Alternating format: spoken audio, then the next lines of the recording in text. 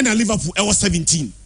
So saga between the two sides, you know, I am a fixtures not quite one-sided.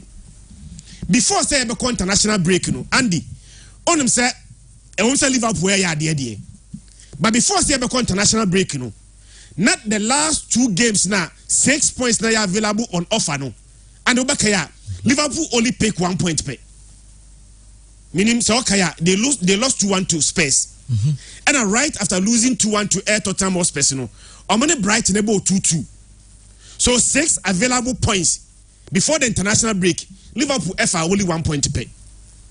But the back when the Liverpool they say, and in as much as Omushe goes attack near the no. The last 10 games at Liverpool abono and the Omokipu only 1 clean sheet. The last 10 matches. Oshomo last game against Brighton. Sir Simon Adingra goal. Now Van Dijk mistake. Now make us Van Dijk abe Liverpool for version of Harry Maguire. One of the best defenders in the Premier League. Liverpool tore a brand defend Van Dijk no or solve several problems at Liverpool at the back. But season way you won't live up a brand defend Van Dijk in no na at a point in time near Casa Van Dijk was supposed to be the best player in the world. But season way there Van Dijk in no and then Van Dijk ball or bono. Mistakes of Van Dijk here no too much. Consider the first goal to AC Milan na Van Dijk a mistake. But Van Dijk no be a mistake e watch no. Attack ni save womo. Liverpool the last 21 consecutive matches. Ni no goal. The last 21 consecutive matches. So defenders no early key in goals edema Liverpool no. Na nim ho no and the omonso e to ntina edema Liverpool. There adeba ko say Liverpool coming to this game they say season way in all competitions Liverpool about 5 games fee. And in those 5 matches, no, Andy, Oma winning nyina. And they are playing against a team friend Everton. Oba unfolder on time fair very well. Adeba ko ha Everton they say Premier League no so share statistics na conversion rate. Say all the conversion rate league table na Everton ebe 3rd from bottom. Team yenu pe eno conversion rate worse than Everton. Everton conversion rate is 6.77. Our from pa. And your starting season, you know, and the highly inconsistent. On say starting season, you know, the first 3 games a boy, you know, Everton and go cry. Everton and go. But after so Mulusi 1-0 to Arsenal, and a more inconsistency in the start here.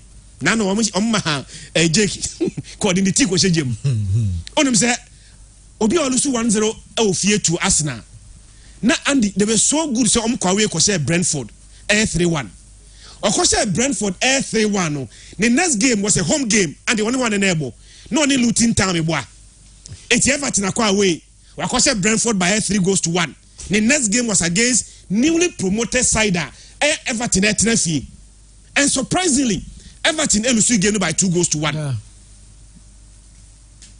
And then at the Sabo I'm say Yebako international break no last game and they almost a Bournemouth 3-0. Yeah.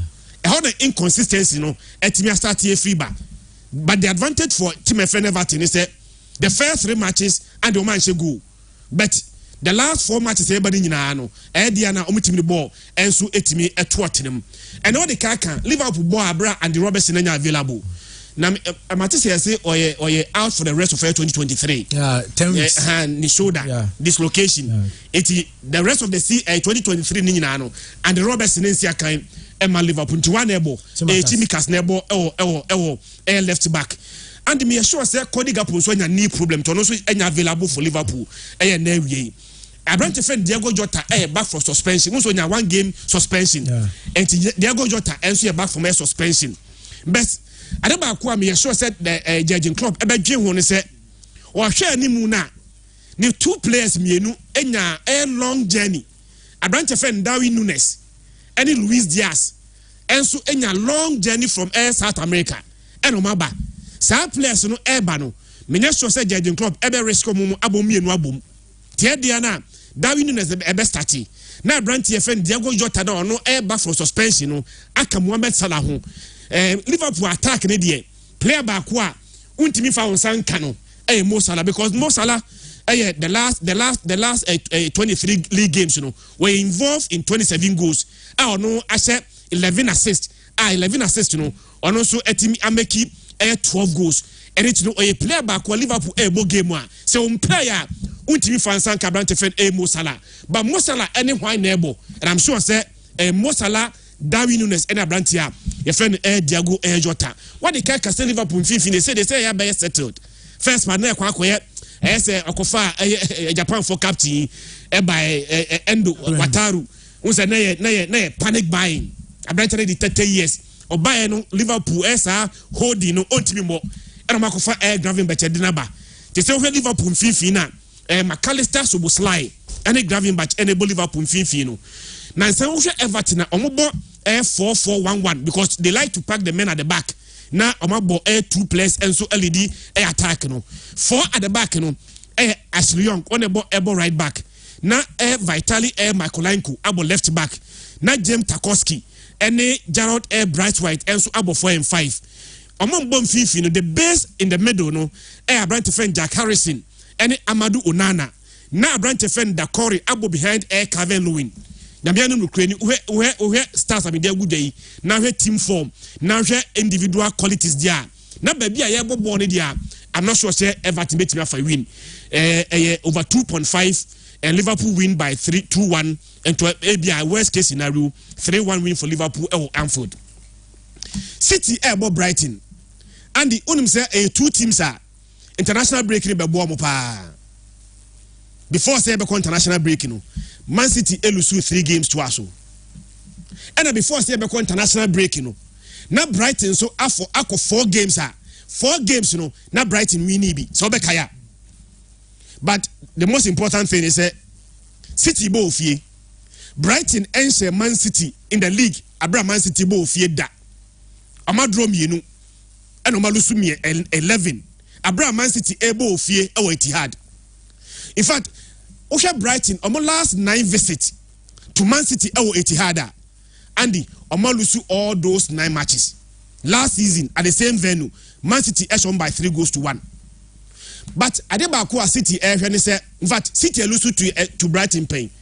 But on those occasions, na time City aji league na wie. Last is Omalusu to Brighton. But Omalusu to Brighton, na City aji league na wie. So me sure said they were thinking about the FA Cup final. The Champions League final no and omulusu to Brighton. Bandi Adebaku Man City dream when they say omulusu omu first 3 games to us before say international break no. Emu mienu were in the league. Na baako Carabao Cup obekaya omulusu to Newcastle 1-0. Omulusu to Newcastle 1-0 we no. And ombelusu to Wolves 2-1. Na no na league. Andy enomsabelusu 1-0 to Arsenal. And so na league. Since a Pep ebefa Man City no. Omulusu 3 games e league and 2 asoda. The last time Man City elusu 3 consecutive games in the league. That was way back in 2016. Manuel Pellegrini was Man City's coach. And omulusu 3 games in the league and 2 aso. So there's the danger. So Man City best a very unwanted record under Pep. So for the first time since Pep better take over no, omulusu 3 games and so team ato aso. But Andy make us say no. Man City games no mulusu ye na. Adebakoya come on say all of them were played away. So mulusu 1-0 to Newcastle, na City bo away. Mulusu 2-1 to Wolves, City bo away. And mulusu 1-0 to Arsenal, City bo away. So all those 3 matches that Man City boy no, ni nyina mu wini away. But City bo fear and there's a Premier League record. Say team back winning consecutive matches at twice no. Manchester United NSR record no between December 2010 and February 2011. Manchester United in all competition we need 20 games fear at twice. Here can say Man City are the same record as a fear cup games and league games Man City has 20 games all of them winning. Say City winning. They are setting the new record. The only team where we need 21 consecutive matches. Abraham cup games and league games. So in as much as you do, before you have a international break, Na City elusu 3 games at twice no. All of them were away. Benin City bo fear against a team so when any Bona City bo fear all of them were tashen. Brighton only problems there, but Man City Etihad and Andy then the mama Brighton so beti benya win. The good news for Man City is that Rodri is back and the Anamibwa. We say Rodri koye and now who importance pa because in the absence of Rodri, all games are Man City a boy in Nano. So maybe you see them struggling. But a branch of Rodri are available and the TRC. 35 competitive games are branch of Rodri are available. Man City lose CB. All body Man City lose CB. But Rodri every team no koya. Okodi sa unnecessary red card na or Messi sa 4 games you know. I want City first as obre. But the good news for them is that suspension we are and the Rodri enso but all bano City enso ebo fie. Medical ka Brighton asem. Andy, ye international break you know. Brighton elusu 1-0 to Chelsea. So bekaya. And Belusu 6-1 to Aston Villa. 2 consecutive games. Owini olusu sa 2 matches no to asu wie no. The next game on him Marseille ekobo 2-2 Europa League. And then the last game before the international break on Liverpool ebo 2-2. And the Etienne said in those 4 matches now Brighton boy no and the consider 11 goals. The me sure say Brighton will be up at Brighton as them the way they play meeting even breaking their own expectation. But the Brighton able game now 11 games in all competition this season. Brighton ain't me keep clean sheet and they are playing against the best offensive team in the league. They are the Brighton so a win. Adebakwa Man City will try to reverse and they say when they played against Arsenal and the unim said Man City able only 1 shot on target meaning so bekai. Sa game now omulusu 1-0 to Arsenal. Man City able only 1 shot on target. Since a Pep take over and I said Pep starting the coaching career. The last 10 years, game back who City boy ya, none in number of shot on target, few pano, many Arsenal game no. And now branch a friend Erling Haaland, Andy, no doubt the best player in the Premier League so far, the best striker in the world so far. But the last 2 games, you know, I am not talking about air goals, even air shot, attempted shot, you know. The last 2 games are about Man City, no, the attempted shot only 1, and there's a danger say. Oba Man City no a branch your friend Haaland encore 3 games in the Premier League on shego. Sene a branch then to me and shego now best an unwanted air record. So for the first time since he came to Man City, wabo air 3 games at Waswa. Sa 3 games you know on also enti me and shego. And I think say obetra so bit me reverse air trend you know. Team my friend no air Brighton eba air Manchester omum fair war especially Etihad. But the Yankama man from Kai say this way about Manchester United. The red side of Manchester, ever say Manchester United by 3-1. But on the blue side, you know, and the other Manchester Koye and Famawamu. Still, there's no Kevin De Bruyne or out. But the good news for Man City is that a branch of Rodri Ebano. Said John Stones over. Said John Stones about 1 hour at the English national team in their game against Italy. We win by 3-1. John Stones about 1 hour. So John Stones no are available in this game. Adeba name Man City game on money Arsenal boy and said, na Bernardo Silva able 6. Because no many option. And a Bernardo Silva ST deep. Say Rodri Badia, I'm very sure say idea on the right side now. The coach will choose between Bernardo Silva and if you're folding on the right. On the left, I branch here friend Jack Grealish and Jeremy Doku. One able on the left. Attack them here sure say Julio Alvarez able behind a branch here, your friend Haaland. Now Alvarez there and me sure say we underrated because about Man City no. The last 16 Premier League, the last 16 start in all competition for Man City, Fieno, Abraham actually 16 goals. And they will be behind Abraham friend Haaland. I'm sure say goals no able to me abba. They have Brighton, they say no Tariq Lamptey, no Estupinan. The last game on boy against Liverpool, no, about Joao Vetman, right back. And surprisingly, about Solimatch, our left back. Dear who Man City, they say. So boss on the match left backer. No the Mitoma and Swatunim. So on the left side, you know, a branch of friend Solimatch and a Mitoma Echi. And then on the right, you know, a branch of friend Simon and Dingra. No bo Pedro behind a branch of friend Ivan Ferguson. And they have quality, but the rate at rate are only key in goals here. Against Man City Etihad, you know. I'm going for a 3-1 win for Man City Etihad. The biggest game, Arsenal. Any Chelsea. Say Chelsea na ebofi meboa. Na ade amani agama Chelsea ni say nyamianum recruit Chelsea and start season ni. The way as Chelsea started season no na areho. They were not meeting expectation. But before say be international break no, and say obekaya Chelsea winning 3 games to us. For the first time this season, Chelsea winning 3 consecutive games. I remember very well. Say Chelsea share Brighton 1-0. Chelsea share Brighton 1-0 no. The next 2 games are twice nyina no. Na ya away games. Chelsea kwa away share Fulham by 2-0. And at Chelsea next game was an away game one. Chelsea share Burnley by 4-1. There ni kanima Chelsea ni say yes starting season you know. Na Chelsea first 5 games na Chelsea actually only 5 goals. But the last 2 games in the league Chelsea actually 6. More than the first 5 games I boy na Chelsea actually only 5 goals you know. The last 2 games before the international break Chelsea 6 goals. And that is a major improvement. Now the number many Jama Chelsea they say Andy onim say Chelsea fixtures na banidia. Now they needed those results to build confidence. Because Chelsea born we are so boss nene. Chelsea boss ne we are no about Brentford we boa. About Brentford we are and no away. No about away to Air Spurs. Not Chelsea about home to Air Man City. No about away to Newcastle. No about home to Brighton. No about away to Manchester United. Look at air fixtures na Ebano. Very, very difficult fixtures for Chelsea. And I'm very sure say the Chelsea here to go into these fixtures, you know, confidence many the last 2 games, you know, and so etimi winning. But the TNA, the only and the NTA, such Chelsea both ye. Okofi kesie mo no I very careful. Arsenal form. And a Chelsea both ye. The last 2 games at Chelsea above ye in the league, you know, Chelsea losing million by 1-0. Someone for refia. Chelsea elusu 1-0 eofie to Aston Villa. The same fie and a Chelsea elusu 1-0 to 8 friend Nottingham Forest. So the last 2 games are Chelsea bo fie no nyina walusu. And they are playing against Arsenal. Arsenal are winning all 3 games our way this season.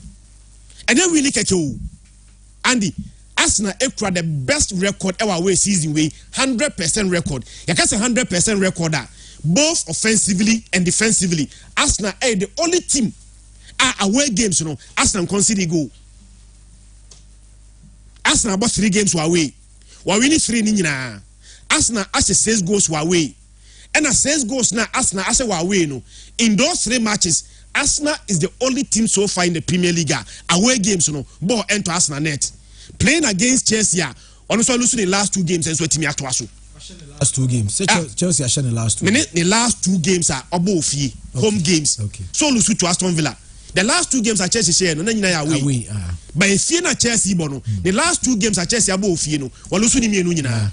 To Aston Villa and Nottingham Forest. Playing against Arsenal, we had the best away so far in the league.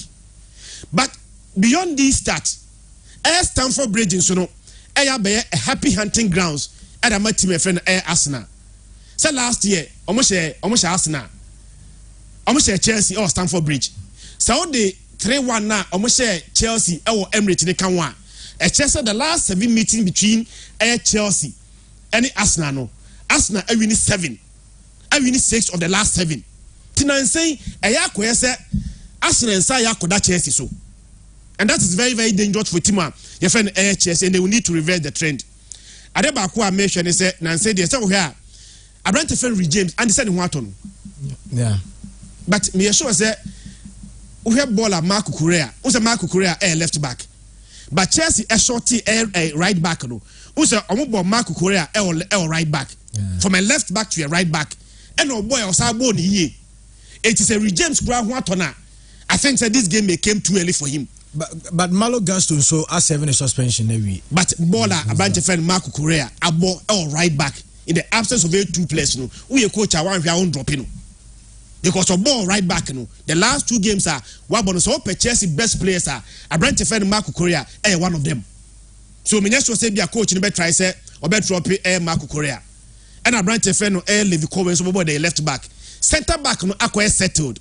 They say Thiago Silva and I brand to find Disasi and a ball center back no. Me sure say after Chelsea the best pair on Finfio.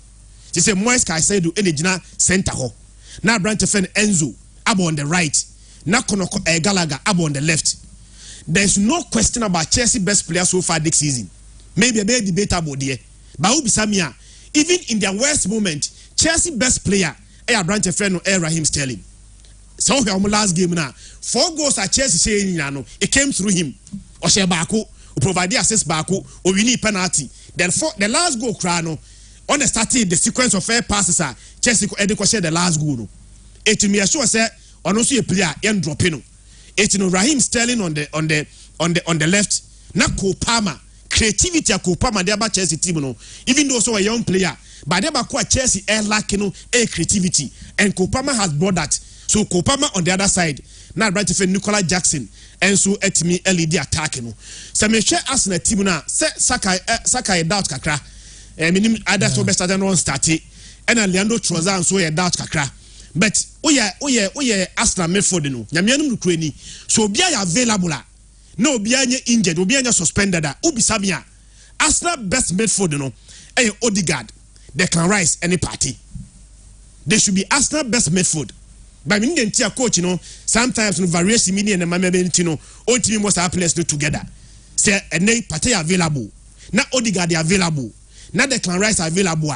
Arsenal best midfield trial as 3 players we. Saka on the right were available. No about Air Martinelli. Any Dinketia Dinketia na say Abranti friend Gabriel Suseli the attack no. We Arsenal form.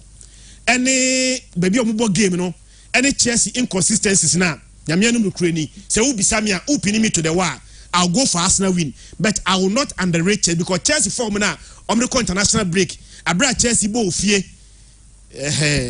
Arsenal win there, and I hope so on the safer side. Go for Arsenal double chance, and says I Chelsea by idea. I think say a draw will be a best result for team. Your friend Chelsea I brought bo fear. I'm going for Arsenal win into a largest and double chance Arsenal. Okay. Yan share La Liga no kakra me so say big behwe Sira anum. Na o share La Liga na me share Sergio Ramos over back to Santiago Bernabeu as an opponent. But and the game no dey page 1. Okay, na both but I'm looking at Sergio Ramos over as an opponent against Real Madrid. On say over teams me no over ni nyina or a legend for the 2 teams. Yeah. Meaning, you be one player be a legend for 2 teams or a legend for Haniha. Sevilla 4 classify him as their legend. Oh, Real Madrid legends are. Team ni Sergio Ramos in team in film. Sergio Ramos ebo how many matches? 16 seasons for Real Madrid me boy. 16 seasons. So per Madrid all time appearances players are abo games per ama Real Madrid. Sergio Ramos etoso 9. 671 matches. And in those 671 matches, Andy or the 22 major trophies. Beyond that, he rose by Madrid the captain. So a Madrid captain and offering Real Madrid. Aba back to Spain and then they playing against him, my friend Real Madrid. I don't know the feeling I branch a friend Sergio Ramos and so ebetimi enya. Real Madrid as statistics very well. The tennis said 9 matches in the Abo League. Andy, 9 matches available points. I say 27 me boy. 27 now available points. Real Madrid afamu 24, which means I'm dropping how many points? 3 no I'm dropping. The 3-1 loss to Atletico Madrid. It's the tennis 9 matches. Madrid are winning 8 and will lose back pay. And available points of 27. Real Madrid will 24 of them. They are playing against Sevilla, and the Sevilla for just like last season. Was the last season at a point in time? Now only a candidate for a relegation, but the same available points now. 27. Sevilla only 8 pe. I can say Sevilla for 14 for the league. Last season, almost survival relegation. Sevilla finished 12. The reason why they are playing Champions League, was because they won the Europa League. That is why Sevilla ever Champions League. And Nankaba saying can be a Sevilla for a bit be free. They are 2 last season. But as they are 2 last season and more 27 points available. They have only 8. And see about international break, almost like your manager Mendeliba. So they are playing for a new manager. Diego Alonso will be the new manager. Abraham Mubo and against Real Madrid. And I think that we have Real Madrid form. I'm going to into this game. Nyamianum Ukraine perfect last 3 matches. And they have last 3 matches. So I won't share. I mean, Kyle. The last 3 matches are before international break. No. Madrid winning all those 3 matches. Or winning 3 matches, no. And the Ose 9 goals. Ose 9 goals, no. Ball back ukra anto Real Madrid net. So specifics now. And they say the last 3 matches, no. And I'm say last match 2-0. The last 3 matches, I'm say Girona na ye ji almost say at that point they were better than Real Madrid. Real Madrid was almost 3-0. In the last game, no, Moshe Osasuna 4-0. So the last 3 matches, Real Madrid winning all those 3 matches, scoring 9 goals, conceding none. Benedict, so Real Madrid game now. One no, Jude Bellingham. Yes, I'm for seeing MRI scan because I'm for 20 years. For a new player, young player, 20 years, moving from a smaller league, German Bundesliga, to a bigger league, Spanish La Liga, from a smaller club to a bigger club. Now, so far in 10 matches, was 10 goals. Beyond the 10 goals, no, was I providing 3 assists. The only Kandima Abrante friend dude in the say, ne 10 goals, no, and the emu 8 aba in the league. Ne 3 assists, no, emu 2 aba in the league. Tene say, Real Madrid, Jude no. And the Real Madrid set it up, no, almost set it up and more offensive duties because we are. They say about Ernesto Valverde, Federico Valverde. No about Camavinga as it deep. Na Modric and Toni Kroos akomo. And nimu hono no Andy. Also about Jude behind A2 strikers. But be sure say Nadia, Vinicius, any Abrante friend Jude, omne start but between A Jude, any Rodrigo, any Joselu there. And the Real Madrid supporter obeko for wine. Rodrigo ba onse. Joselu used to be na chance bi anandi, not the ball at Tottenham. Nti attack no Jude Bellingham, Vinicius, and then between Rodrigo and Joselu, the coach bet choose ni bia no. Omona started am Real Madrid. Okay. But Rakitic should provide experience and Abrante friend and Nasri should provide attack. A defense no bad any Ramos number was center back and my team friend Sevilla against Real Madrid. Abra Sevilla able home. And the form there. I'm going for a Madrid win and to a large extent maybe 2-1 or 2-0 win for Real Madrid. Basketball tia Bilbao Ednu Mas was here beshe. Basketball third or 21 points. Only say you see match this season. Yeah. In all competitions. We Champions League and say winning you know. And a league, 9 matches. You win 6 and you draw me and draw near boy and it was against Hatafe, Mallorca, and Granada. These are teams I'm sure say can convert 1 win, 1 draw into a winner. Abian can never Madrid the same number of points. I think says I draw na airborne. Baby a coach and I saw team if you want some pa. Barcelona next fixture in the league. The Clasico. Only say about the new year, your next fixture near Clasico. So we need to win. At least and send Real Madrid M1. Now we are at a distance to them because they are not very careful. Now see any Madrid in Siano. Now only a best 7 points ahead of Versa. Maybe now lose league na nisa. So Madrid best na. Esa also send. So the Bayern Clasico no. Nasla only Madrid ne compete for A League no. And let's go about the last 3 games and the Ashoma to us the last 3 games. The last time almost said Barcelona way back 2019 almost said Barcelona. But in terms of match when he said yeah what 21 points no or more 19 points. Gabe say a separate year no only 2 points per. And nay me ko game na me hwe Naki Williams and in 9 games was 4 goals. Oni Abrante be a friend no Gorka Guruzeta. And also 4 goals. The same number of goals are Naki as no and no so ase. And Naki Nyakitwa Nico as no lead the assist chart 4 assists. But the other hold the moment say Nico on your back pain be a game no on Timmy Mobi. Barcelona should keep the distance on Timmy keep the chase on Real Madrid. They drop points near Madrid win league ni Lusuanesa and Ed in there, but I think Barcelona will win. Biggie Andy. I mean Premier League no share Arsenal Chelsea no Arsenal and Chelsea. A match be a one some kanakwa bibi ho. But then so I was here. And the end of Yanko Ponce Sadi actually na yenda pure 95.7 at Tiffany Nase. Said Omujibre na Omuti Shono. Or Arsenal no here that of a Chelsea team this year. Na you tell say you team back who few say on only bet me a share in this particular first chance encounter. Certainly team and the about my Arsenal. Straight away, Arsenal now bebo. Oh Arsenal so when you from so because the Chelsea team has a lot of inconsistencies in their setup compared to that of Arsenal. Arsenal team, yes, there are certain players who are new to the Arsenal setup. But players who are new, even if they are absent to Grandpa, Arsenal team need a branding. I'll be to be any that's all Arsenal team. The players I am talking about are Declan Rice. Declan Rice bad Arsenal, the modern money bad. Debbie. But so Declan Rice in the Arsenal team Grandpa, won't them feel in the absence. Our Arsenal team because don't modern money bad no.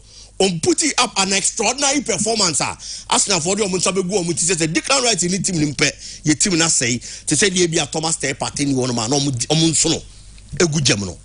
Arsenal the entesa. Julian Timber ebaye, yes, he's a quality player, Baba be pra. And the Arsenal team no a chunk of the players. Our more Arsenal team no more bono. Hey players are more bomb who check aka. Even last 2 seasons, last 3 seasons, last season, and then the Ababa this particular season. And for the playing body of Arsenal, there is that consistency.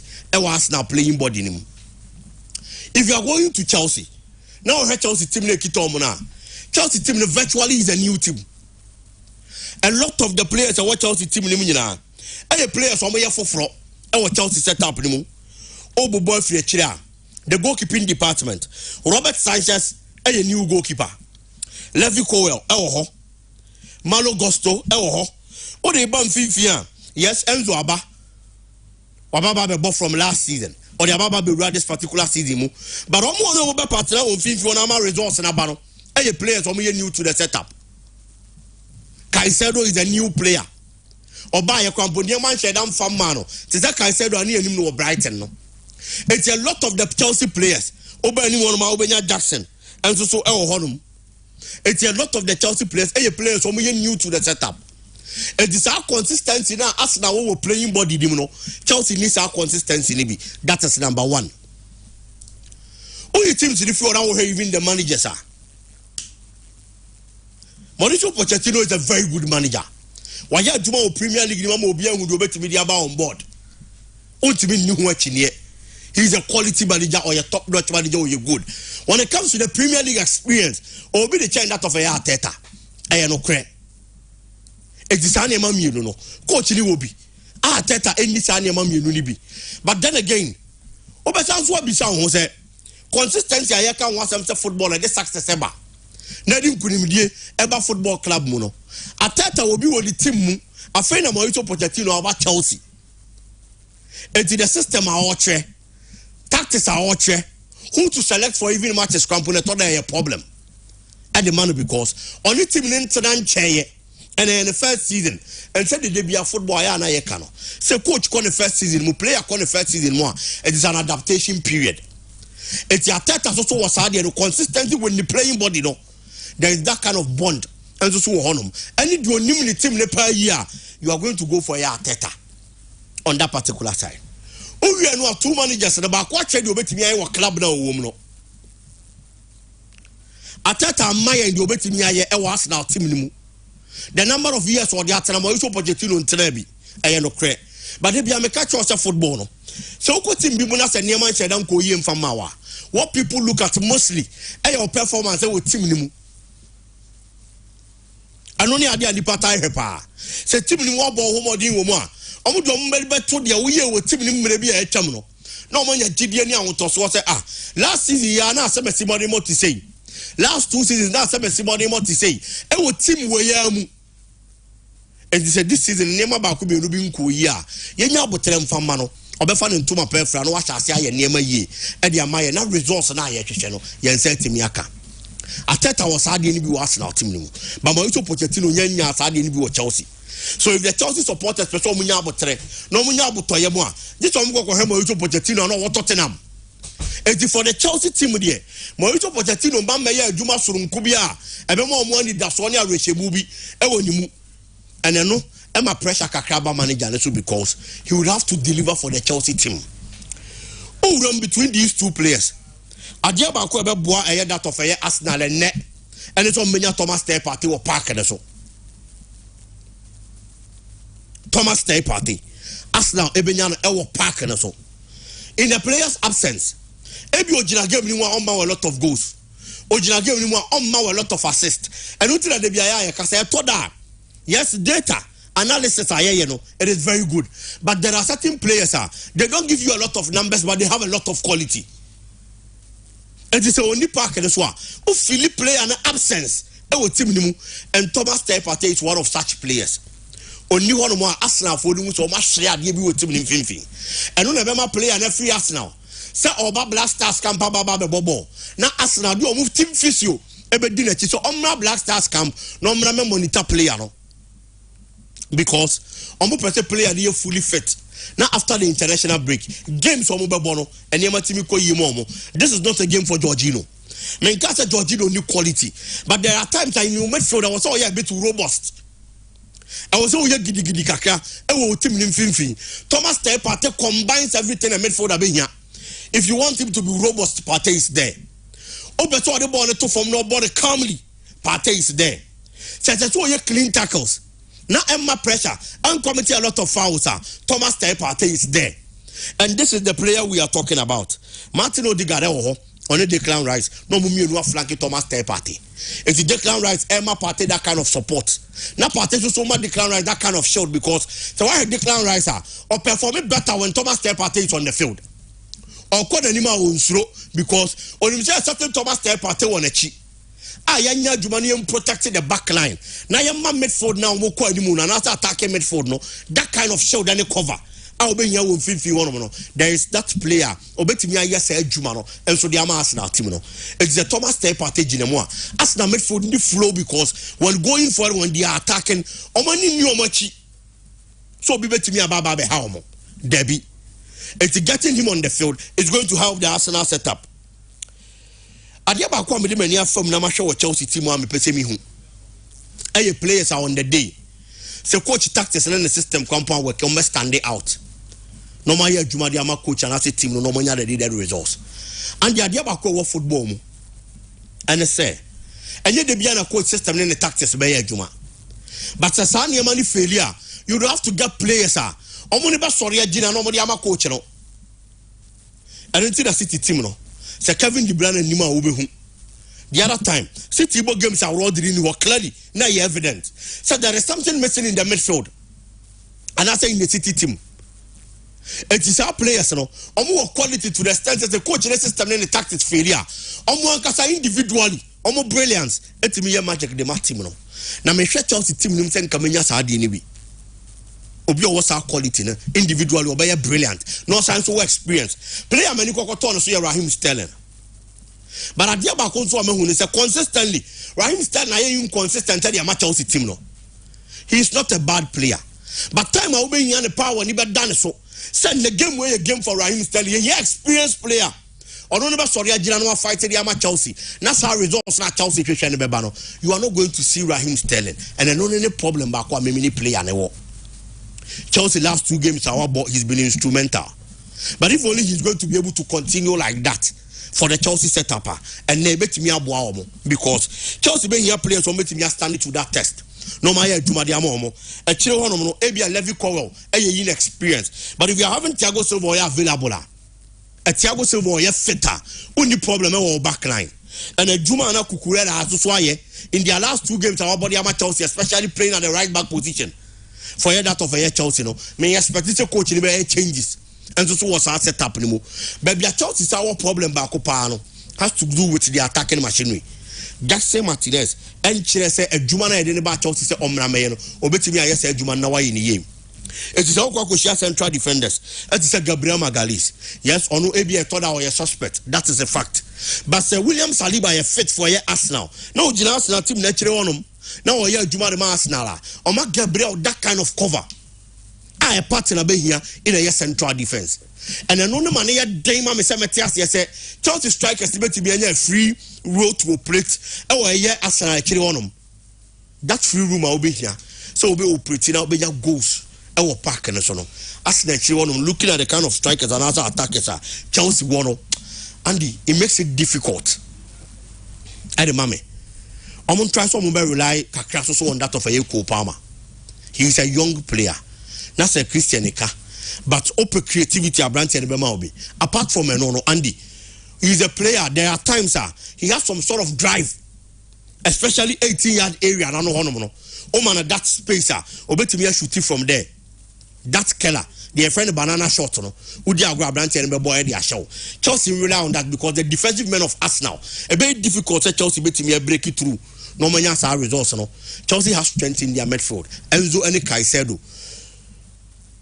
But the mind and will any part of Thomas Partey is going to make it very difficult for these players. Okay. Chelsea in their results yes, I know correct. But Arsenal Jana Omaso, looking at the performance they gave before the international break. Ayako international break in Abano. Mostly if international break by there are a lot of surprises. But I'm sure Arsenal would want to pick it from where they left off before the international break. And that gives them a slight advantage over that of a Chelsea team. The American has a consistency there was Arsenal playing body and a consistency what technical team and that bond and link between the technical team and the playing body. Chelsea needs a DNB. And I know Arsenal secret weapon in this particular encounter. It is going to be difficult. But Arsenal is not going to lose this particular game. A double chance for Arsenal. Possibly, say Arsenal is sure. Ebiane 2-0 win be for that of a year Arsenal. And I mean who game we Arsenal isn't losing. Debbie. Okay. Arsenal want to lose. Babakubika wena Maxwell so and the AC Milan. Yeah, Juve. And the Juventus a game. It is a game very, very difficult for both sides. So we should league log and so on. I never quite Juventus this particular season. I'm managing home power. I say no matter a year players almost lose injuries about on my side this particular season. Any players are just suspended, Still Juventus said try so be pushy on now when you name about community game ni mo ebe boano. O show almost scored anymore. From the back, Obenya Federico Gatti, Gelson Brima, Daniel Rugani. These are three central defenders. Yes, almost strong, almost solid. But at the back, I mean, yes, Stefano Pioli team of a AC Milan NSA. So only Shea Crampono or very good and attacking players are on any day. At the back, I bought a pan and say, why now Obama market in a free game in him? To stop them has always been a problem, especially this particular season. Ebi adi ebe buwa say players di benya a bad day. Say players na kasa nya a bad day no more match fire dia. And only be ko ye dia ma wu team no. But Andy say nya sa na the players ni a good day na ne ma ko ye dia ma mo. How to stop them from getting to your goal area a problem. Or Rafael Leao. Or Christian Pulisic. And Olivier Giroud. These three players up front have a lot of quality. Olivier Giroud in this particular season, 7 matches in the Italian Serie A, Andy, was 4 goals and 3 assists. A striker. It's Giroud nana ye nimna mirebina ne bona obono. Eye piama me na men kantu munkwano. Stefano Pioli e de niema fufuro bi ka brantie ni play ne ho. E de niema fufuro no de ka brantie ni play ne ho no. Eye say he's now gradually getting himself into the game. Not only to score, but also being a part of those who are going to contribute to the team's success by assisting too. It's Olivier Giroud game in the S. 7 goal contributions from 7 games in that of the Italian Serie A. Midfield honum Ruben Loftus-Cheek Yasin Adi and so ewon fifi honum. Juventus Diano, Adrian Rabiot, Manuel Locatelli, and Fabio Miretti. So we are near my year on 50 or never almost strength. At the country America say AC Milan plays the 4-3-3 system. But Juventus about a 3-5-2 system. It's a midfield near packed. And a hold on a Juventus strength in Edgina. So all they need to do and they say, make sure some of the tighten in Finfino.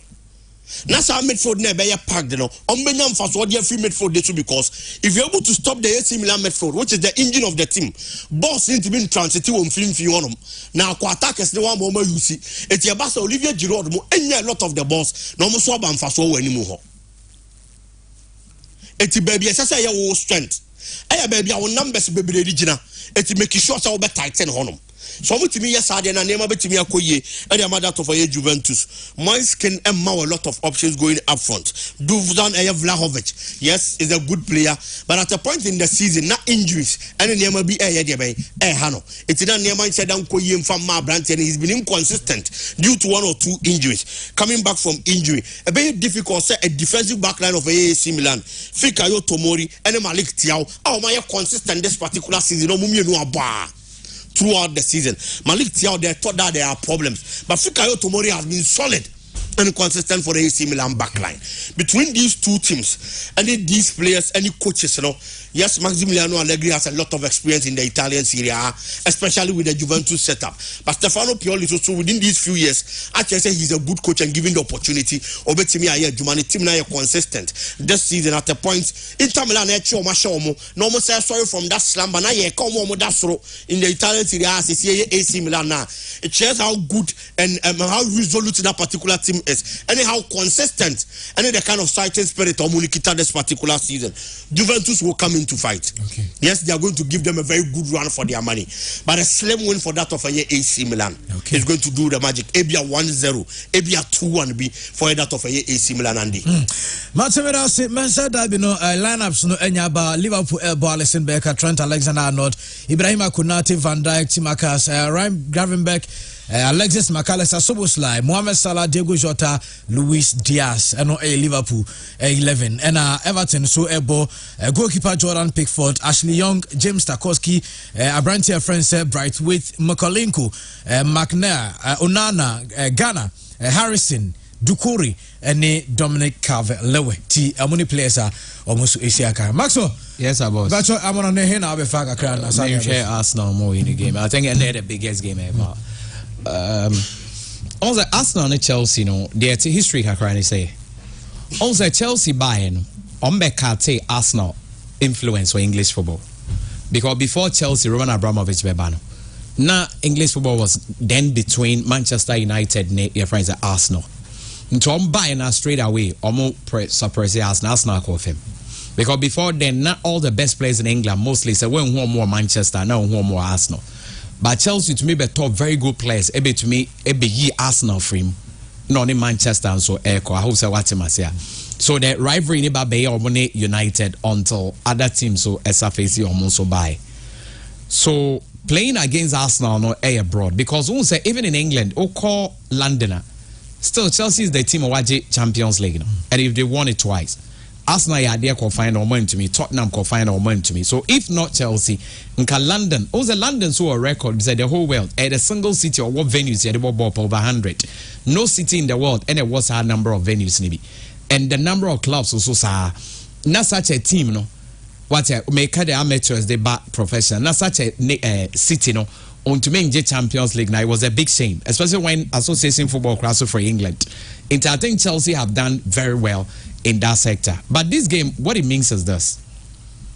For the first time, Chelsea has set 4 or more goals in a game. All these things are making a seance and a international break. And it take almost 71 competitive games. Would you believe that? Games Marco 71 are competitive.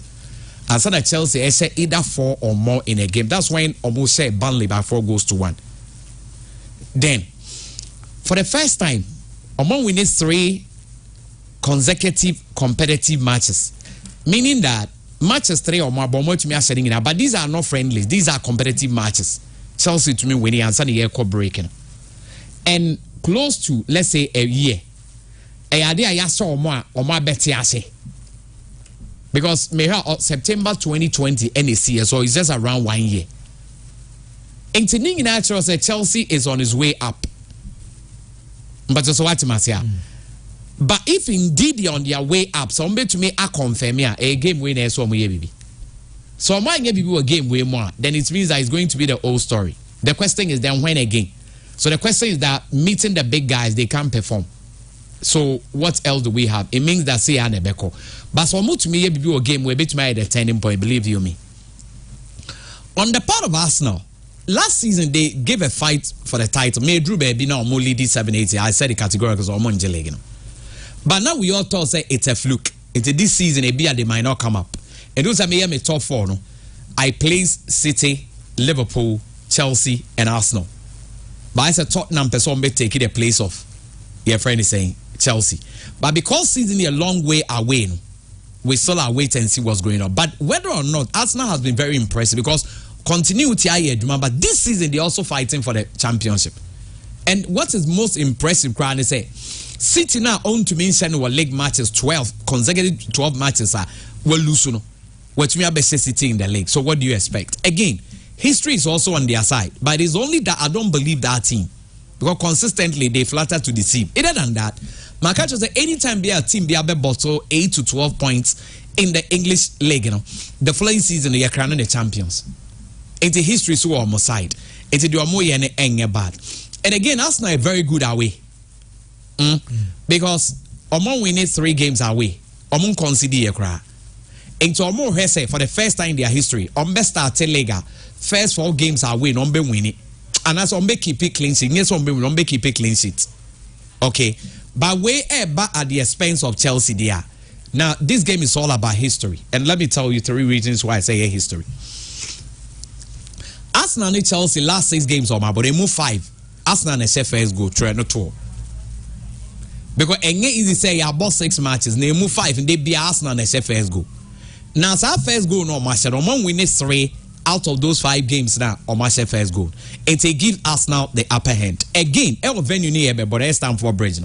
You might see say Chelsea or Stamford Bridge you're strong, cool. But this is what Arsenal has. Arsenal has so best Chelsea at twice or 4 times. But so to me, send it to us for there. Now we equal it what for record or we in 1896 and a Watford. I say Chelsea 4 times at the twice war 1896. But what I say, and the Arsenal has on to make equal it that record. One Adeba Arsenal they call game no.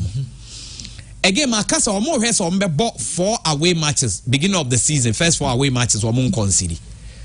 But in 1995-96, Arsenal were so close in getting this record. But it was against the same Chelsea, and this time Chelsea shot 1-0. What's it mean? The Americans a game so up because the first time Arsenal or back close was 1995-96. Arsenal caught 4 games away without conceding. But Chelsea they saw 1-0. And then so they want to do the same record, meeting Chelsea. Now, all the thing in area, Mauricio Pochettino on lose home game against Arsenal though. Yeah. Say be our manager or home against Arsenal. 3 wins and 3 draws. Yeah.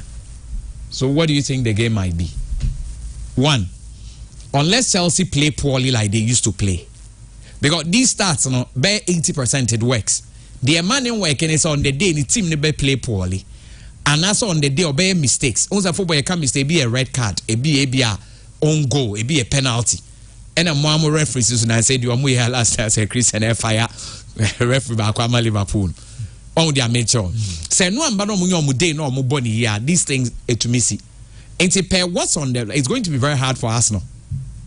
Although they are fair, but I think I will not be surprised that Chelsea be pulling away with a double chance. Because I don't think Mauricio Pochettino better set a record in the back.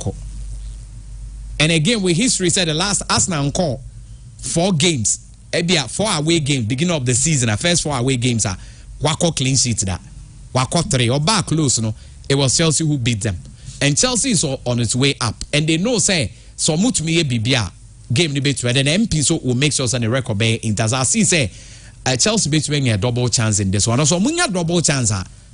Believe you me, Chelsea will pick up from here. But Arsenal saw Modia. Nobody should joke with Arsenal. It's a game where a test case for all those teams. But I think Chelsea can fight and get some double chance. Clifford Cheba say, I think it's too early for us to expect Chelsea to beat this Arsenal side. Project-wise, Arsenal are miles ahead of Chelsea, and so a draw for Chelsea will be great. Yeah, exactly. So, like I'm saying, it's a double chance for Chelsea. That's what I see. For Chelsea winning, I can't say no because they've won the last 3. And almost 4 cranny at the home. And Arsenal and Chelsea, although Arsenal were upper hand because Arsenal have been beating them, and Arsenal will get stronger. Oh, they are but almost call Europe, they almost and I mean almost before me to my BBA. I hope so. What I say, I think that Chelsea might get a double chance here, but Arsenal can also be. The Americans almost 2. The Albanian results open, it might be a turning point. Mate, Verasa Maxwell. Now, young Fisem no and to us now. My chance here, Black Stars in Como. How to forget a game and never basso. Asante Consubo Nations, Jambi much. But on the Black Stars, Ali Jara, a former goalkeeper. Now, I say, I don't know who is a Black Stars is here. About goalkeepers, say, oh, say Richard Ofori. And I was say a commanding goal push. Also, on the Ghana, you're number one. Before the World Cup, now it's through. But now, activity is so tall. We have Walcott and Richard Ofori. I still stand. So Richard, it's our number one because I tried and tested Bapra, Jojo Walcott, and so Pra. Until gradually, before the Cup of Nations,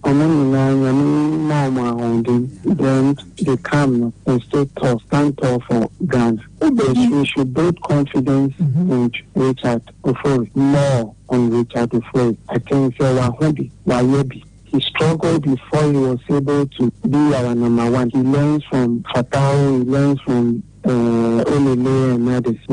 Young Shannon crying. It's all motivation. We are motivating our back. I know a former goalkeeper Ali Jarrah attending Kanaman Kwamreku and so say Black Stars team no.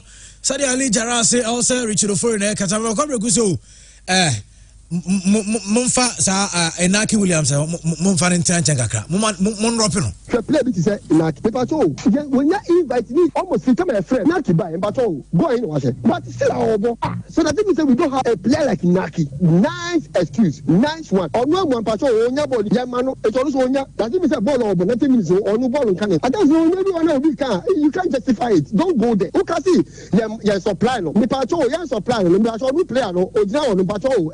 Box no and IT box nature but onya pass. So the ball be method the new da. Which one is he making use of it? Me about on chain. I didn't hear them out. It's in there for them on them. I'm not saying say you crowd. But you try this is what so you know be them player. I didn't know that chance them nothing. Them man also be near. Ano aman Kwamreku na wodene de enso etime de asoso ma mefa de aka nto aso na yeni hu komo wi ane ahwe se de league no nsem enso besi akọ Mr. Albert Komi ese okache GF no he e say Alhaji Cruiser na de ken faisa no e so mu yom e de free association him Gunza, the issue no sound. I am a matter of ignorance. To on to call because say what the point what the man want. Yes, there was a mistake. And the mistake was committed by another club before he transferred the player generally to Tamale City. So why do you blame Tamale City? Why a coach narrated this story to me and said there's no way they will win. And they lost. Walker cast, there's no way they will instead of a cast no ocean 1 man grant to win a man. Until the sound of it looks as if people are going to talk about those. Alhaji Cruiser for years, count it, he has sent FA to court. I think personally, they have been lenient to him. They have to sack him from the club. They have to sack his club from the because when I was with the Vienna, somebody just wanted to tell him that he took the case to court. When they put his CEO on the dock, extra makes to also to Papa around. Then they find a way to put him there, and they will continue doing it. And I think let me tell you that this issue of concern co-year, this because of the now what do they come there to do? Football, because to be honest with you, I think it's one person checking for over 20 years. He has been taking the club, this is the association to court. Alhaji has been tolerated for far too long. They have to make sure that more of them now association doesn't want court issues. They have to tell him, and I think that if we don't see him at the Congress now, because I think that I don't know what more do him, and then they move on. I know I am Mr. Albert Komi, and I didn't say area to Bashir Hayford. I say, "Wahara Sante Koroko team no na Nigeria chane say Coach Dr. Prosper Natelgun since the way of a league na makoto." Because in a new injection, now you have been a water to your man. So now I think they are said like yeah, but by 5 matches, you are 6-7 you can't match on the level of cotton. Max Owera, my Sansha seeing through hope you. Ali Jarrah Kasa, a goalkeeping department. Aman Kwamre Kuso say, Enaki, I'll see a uni free team anymore. I need the Nina Maminti, baby. Yeah, Ali Jarrah. Who is Ali Jarrah? He was a goalkeeper himself, one of the best. Unfortunately, no Nyane Aquensiana or different, but now Ali Jarrah go down. Keepers no war. Or coming in our boom, Ali Jarrah and Quanim go that's your winner. And I only mean I will blast us. Enti or kasa like wait will me baby or nam kwanje what I say But I will say problem ni you. The most important position in football is goalkeeping. So it is not easy to say Rebecca will be a number one. Baby, you're the number one tag in the tool. So it means that we are exceptional. And I say udi more and I say like but what did I make? Because you're called beauty so your banner office or home fair. And you're him for the so proving. Yeah, mema so a beauty contest. Okona ko wini ani ehun sam pa ho ofe. Into ho crowd obe wini so a number one. Meboa. Obi say who is the number one footballer all time? Ne bisa who is the number one player currently playing? Who is the number one boxer? And here the number one netagua. Maybe because this is the number one sports station. So the way you're the number one netagua, it means that some level of value and importance. In football class, goalkeeping is the most important position. Do you know why? The why is this. Born here, born in a go untina, ye bobo, mbachawatimasia. And it's the pole siho. Pole so you're painting the white. The entire painting the white and they say, it's be clear for you to see. Into the amfa color be far white. Into me no bobo ningina no be an shebi obi anya denzi obi. A go ne be rabo no netre say two teams why na yard and the bachawati asia. A team be a beka say when we and I say obeje kapa you need to win. So when we need quite say a goal difference still say boy then a part name. See a bono and part name yeah they call two penalties near into we there say ball rim. Answer the championship here to me decided. Now, for instance, a goalkeeper and that pool man, obviously, how many goals never? 10 year old no about you. And think about 400. We say 400. No, we have 600. And the goalkeeping is very, very, very important. And Andy, a department we don't toil. You am fine Niagara and I am fine rough. But what is here? It's a country beyond the goalkeeping department here rough. Ne born I are not the results on time. Countries are goalkeepers inside that Yadian.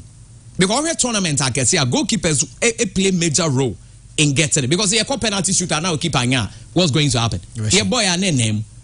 But what I say a call walk up back now. They go for a ball free kick now. Only in near what kinds of free kick? Only in Sakatan and I didn't go saying. Only yesterday do fu kung fu. Or yeah, dear couldn't know what I saying.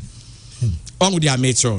And to say overhead the major teams that were Europe and they was honey a bubble did I be making references no and now the Emra from cry when who were making it no those times the history they made no who was their goalkeepers or who were their goalkeepers we your friend saying Mensa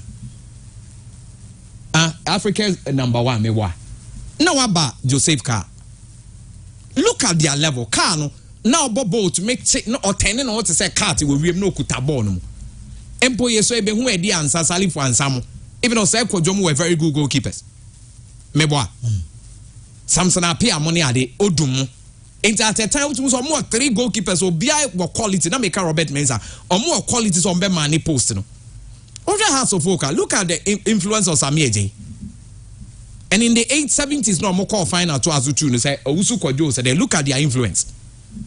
And to want to mean keepers at the aim frame. But what am I saying? Now, so we share all over Europe and big countries now. Goalkeepers are standard. You call Brazil one number one. And Liverpool keeper Alisson Becker. I just say we pra. And also neme na game ning game papa bia. So na the other Man City kura beda. What him say Ghana hanky e changing that I say we that Man City or magic treble to international we them. Meboa ka them. And you bet champion.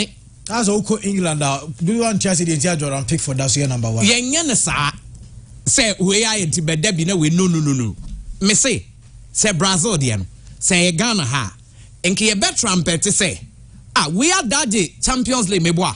Only halam nebo. Ebia we mutim this is no man yard. And you beg Allison near the we are babetum. Edison abetum. Yan oh Germany no be a casada and Mark Andrew Stegen. Yam fanim beda or da go, but still na man no know. Inti adibe say hereditary say because goalkeeper there say all done all your mistakes no. We na all ya there na all yin they are becoming better.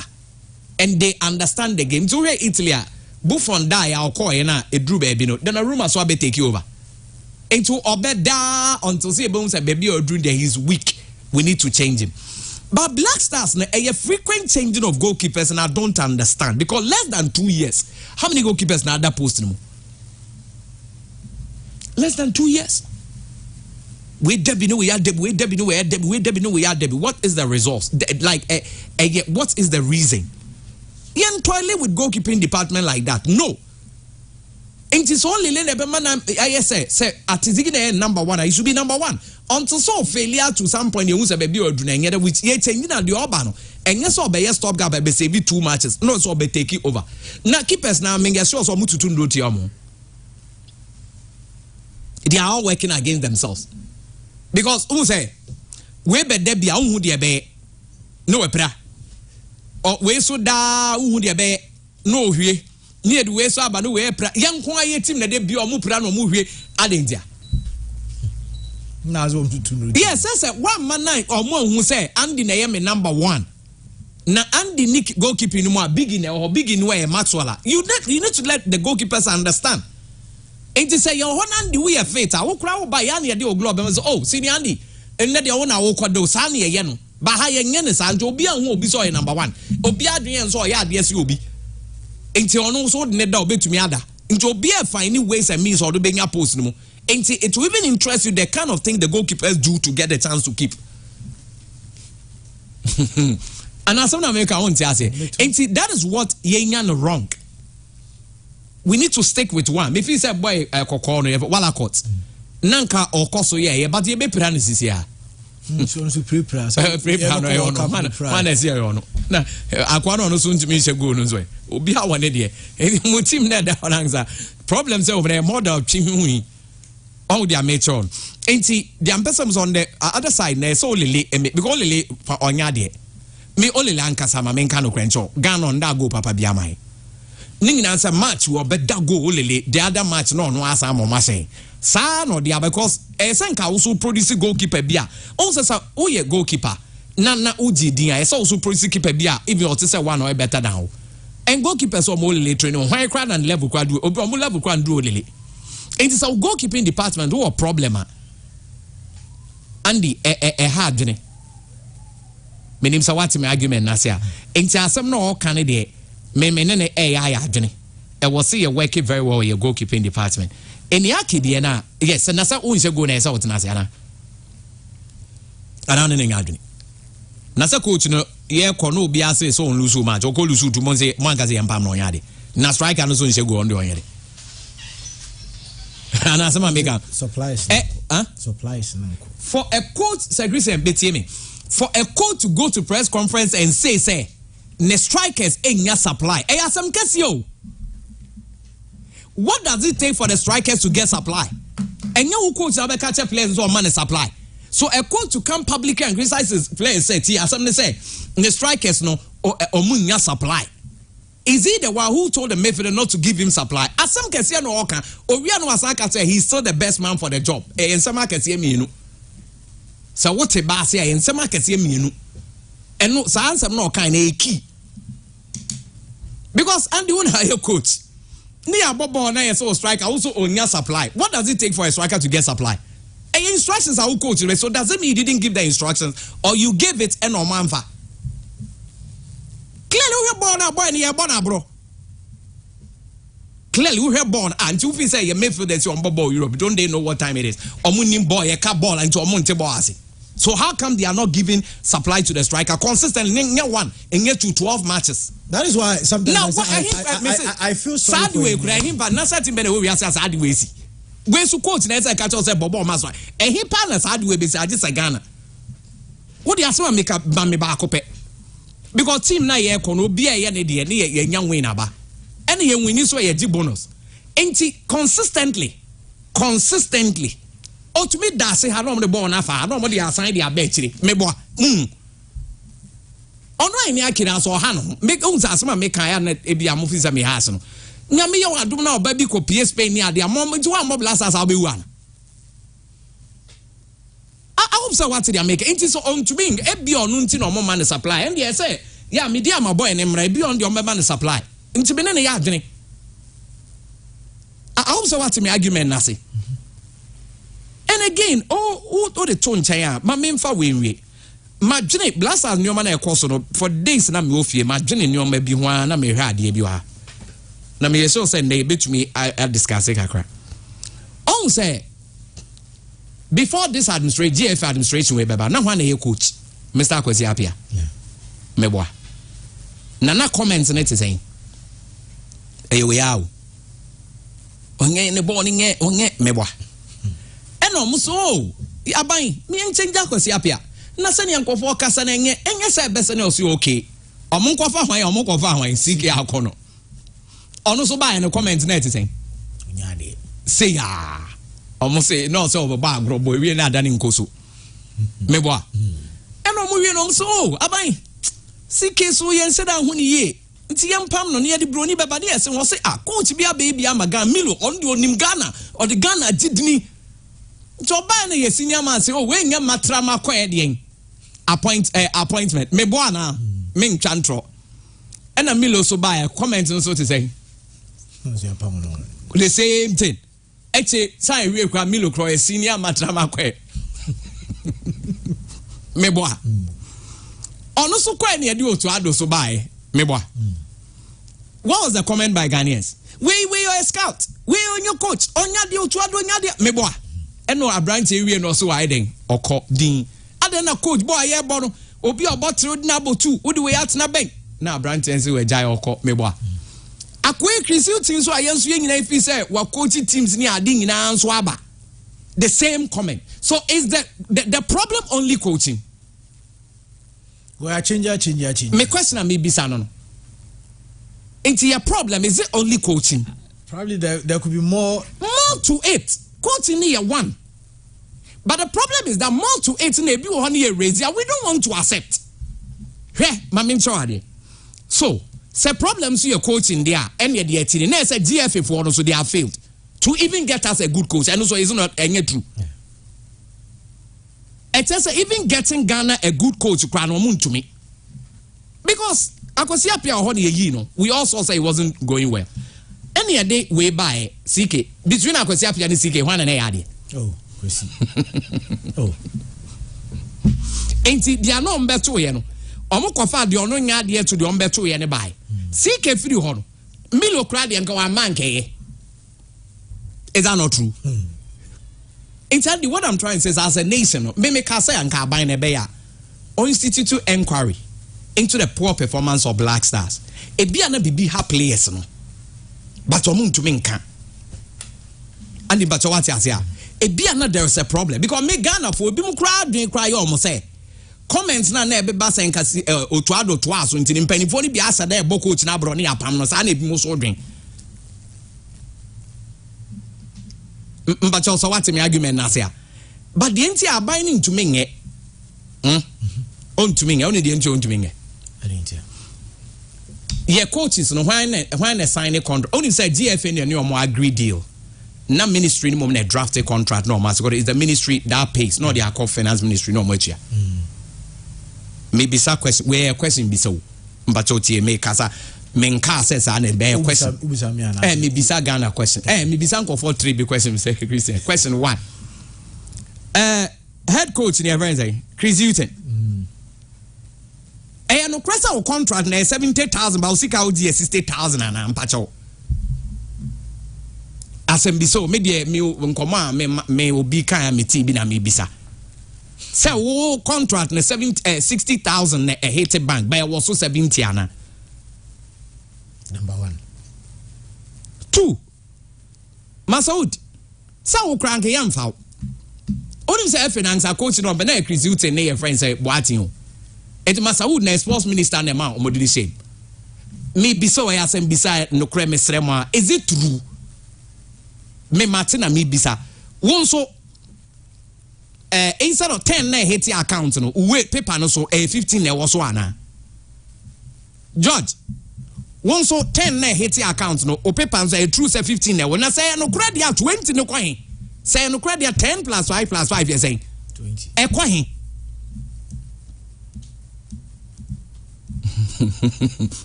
who tell us na me Jordan it's when you are in a corrupt society these things you expect them. Don't underestimate the abilities of people to do wrong. And the what you say. Enti ye this the nas ye boys e bia na secretary boys no problem. And my main choice say players are more problem. They can't perform to their best of abilities. There's a problem. Something is wrong with them. We need to know. The government should be concerned to know. Say, we know you guys can play better. What is wrong? Because the youngest idea, yes, I will qualify. Yeah, next month. All the nations should come together. Let's try to find solution. Because America and I say Japan loan my solution. This solution is a Ghanaians. So we need to find solution and see how your national team better perform. And yes, I their comments they will be added in the comments. It's a Niaki so when supplier, we should give another player a try. If our player in the bar on a bit to supply. So I agree with Amankwam Rikutu. Now, Christian, not member big is so I'm saying, enquiry CD, Krumasi, I be. By bear enquiry, we na recommendation for new Jumadi enquiries win here. Because a car enquiries need documenting quantity findings are Ghana prepare quantity and engage this one. And 90% of our problems are solved. Huh? Say Ghana has set a committee and our commission. See, I should be na committee and our commission, be no report. Near the commanded then a buy now buying the quite white paper better so. Set we magia to we manian to we juma, mean for we near jumano. The government own white report based in there.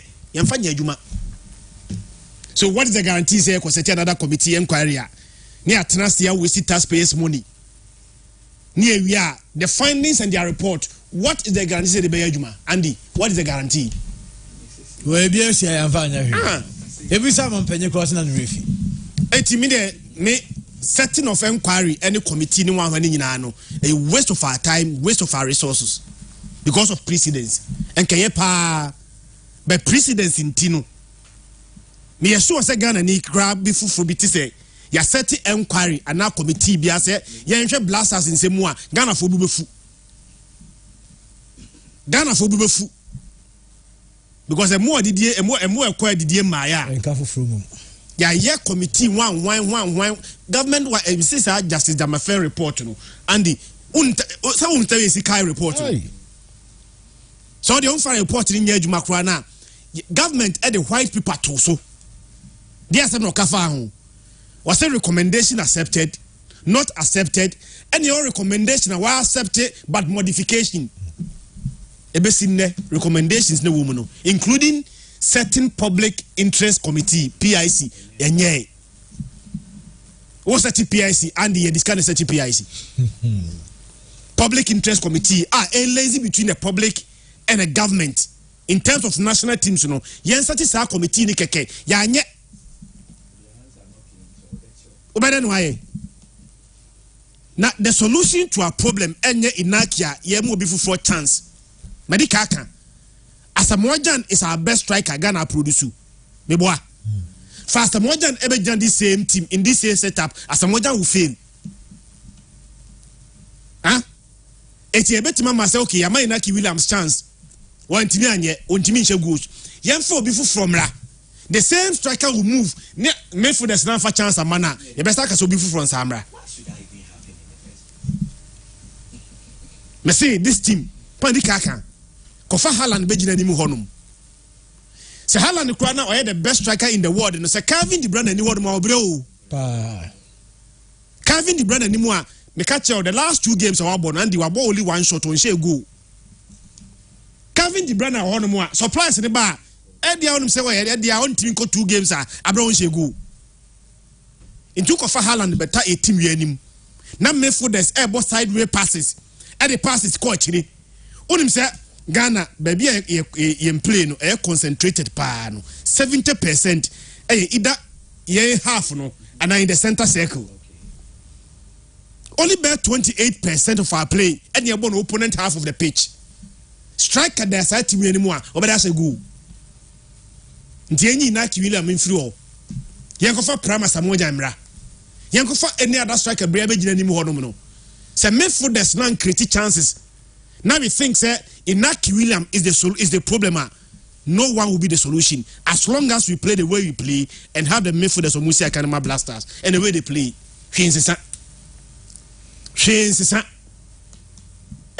Me feel for Inaki William, me feel Emma Pau because we are sure say on kasa to one word General Bobby say they no den ho to me. Huh? Yeah, okay, ni US na show mutu ano. Unsa se moja take you off one long pass. I think say from the day you one long pass. Samoja take you off now. Striker take you off. Na ball na ma. Others say be cover and also be running to offside position. Because ball a split of a second. 2 seconds na striker ni jina ona ball ma ya. Defender be cover. Oba be take no.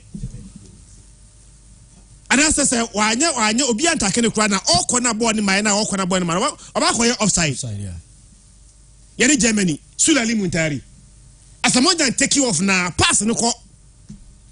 Na Asamoja the ball na to net him.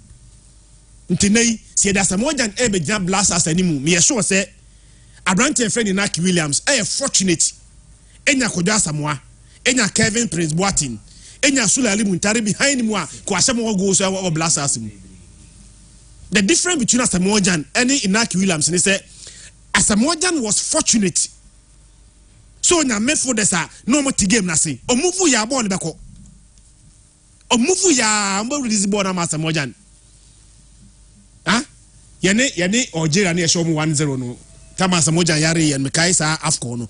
Game na dia Asamoah papa one long pass to Asamoah. I think one man is a long pass no cry. Either say Wakaus or now one of those players. Long pass, any Algeria. Or do share rice in Bolu. Huh?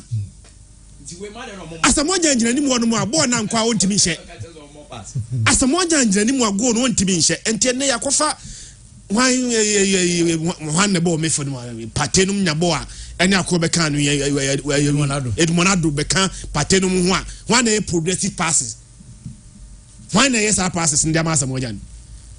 Nti yankofa prime Asamoah ebegina Blaster team you 100 for because yempam no nimbo say the year na Inaki Williams no.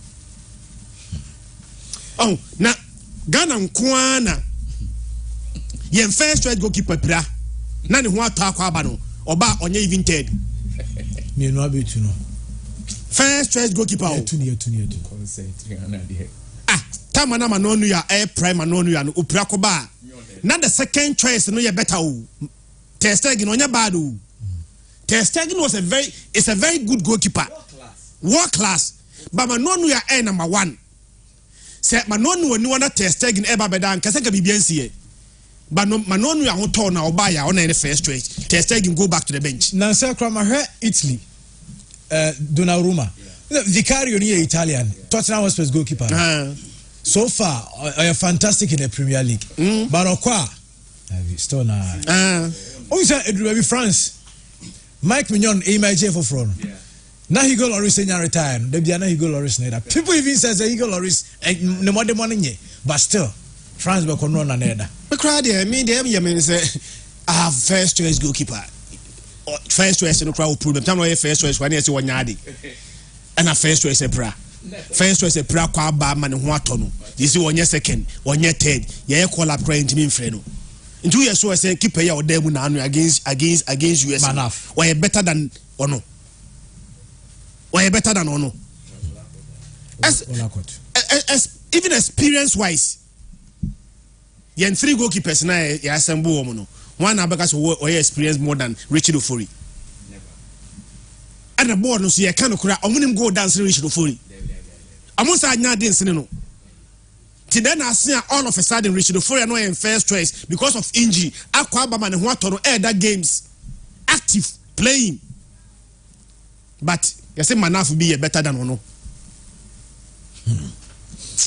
Biggie Andy.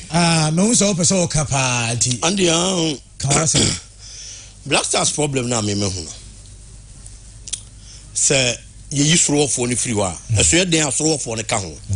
Me ka soro for me ka F4 no in a sense say katokreku aka kire wiase nyina say those days an national team coach nko an call up no no mpenso otwam coach ye call up wi a ono na last person obehwem even after the executive committee an executive council of no and son of mobile jealous na to momagiatum.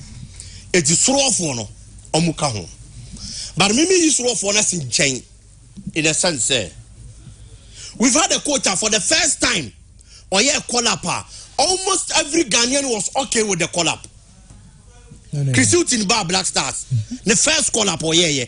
Almost every Ghanaian know you okay with the call up. Black Stars problem now, me huno. A Niema Mienu. A Niema Mienu. A coach in one. And a player's attitude. A two. Sanya Mienu. And a Black Stars problem. One, a coaching. And a two, a player's attitude. Andy, National Christian Eka say Mrs. here. Say national team. Onima the country our number 1 goalkeeper. Ebe ko injury baba. Now fe ye be kwala pumpo to da goalkeeper ne yem frɛ no. Meanwhile free injury ban or damn team. And national team call up ne de bia me kasa ade we. And your performance wa club level. And ye de national team call up. And then national team performance ne de national team call up. There be. It is a goalkeeper ne free injury ba. Na the team ono ne dem no onja bi da de bia nko ade a menim de sese anu ti yem fresh our goalkeeper no mfama and answer to oba Black Stars on time so man me fa the number 1 spot. Who are you going to blame? It is the coach. When I am first aso born mfama no and your coach the Black Stars na ye ka ho asem no say ye ka se problem no coaching ka ho coaches are part of the problem. And me, they are the biggest. Andy, coach in the call up river. And you come on me and a coach is shooting call press warri post match. And a coca chance some trophy any Ghana for only we are seeing in our say. Inaki Williams and yet Inaki Williams number 9 on your winger. Or no shooting Inaki Williams no or your typical number 9. And I am sitting here and I am telling Chris Hutton, say Chris Hutton has 7 out kind. I am throw and you know correct. Inaki Williams is a wing forward. He's not a number 9. And to coach and I call up in a placement of players on the field of play. Coach any mistakes. You better be blaming Inaki. You better be blaming Black Stars midfielders to an extent. But to work as an unbelievable coach in the sense, say, Opa and all over the websites, we are saying, for football apps, we are saying, natural be a probable lineup, our way, natural position, in Inaki Williams, Naka Chamis on the Bonai Atletico Bilbao.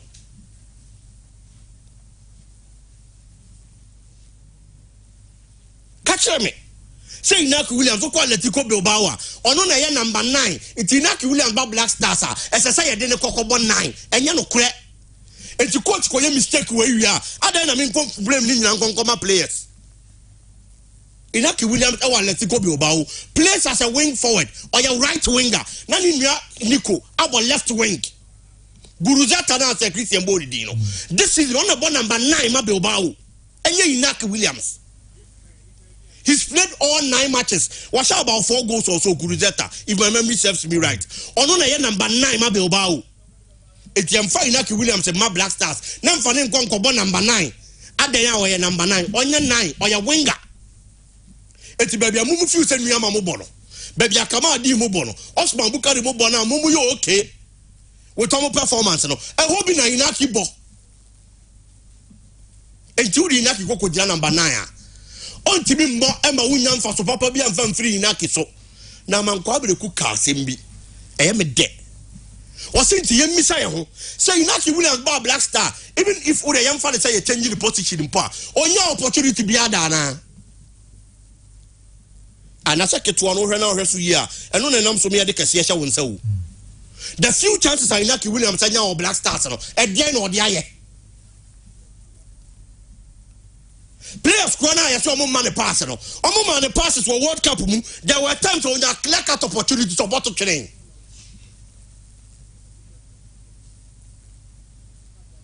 Bobby to Chene. Inaki Williams at £1 in Black Stars and a clear cut opportunity. The few opportunities you get, Inaki they are dying. 95.7. you ko boy Naki Williams out of position we na wa ma results ah why now better be blame the man any coach that is number 1. Number 2, players attitude. Andy Jordan Ayew okwa Crystal Palace why the ball corner ni free kick ayo listen any eze these 2 players the ball corner ni free kick for Crystal Palace. Jordan Ayew ba Black Stars why the ball corner but Jordan Ayew is an attacker, one of the tallest attackers I know of Black Stars team ni mu enti wu kwa ko ball corner na ma tete afọ na be huri apemate but Jordan Ayew na be kwa ball corner no because Black Stars the players the bad omo pa na omo ye e san say ye coach Kudus football a obo e West Ham United na catch me say the same football no Black Stars a obo at West Ham Kudus Mohammed plays direct football Kudus Bagana na so jebo a afi no obetire wiase nyina say yenso ye Messi no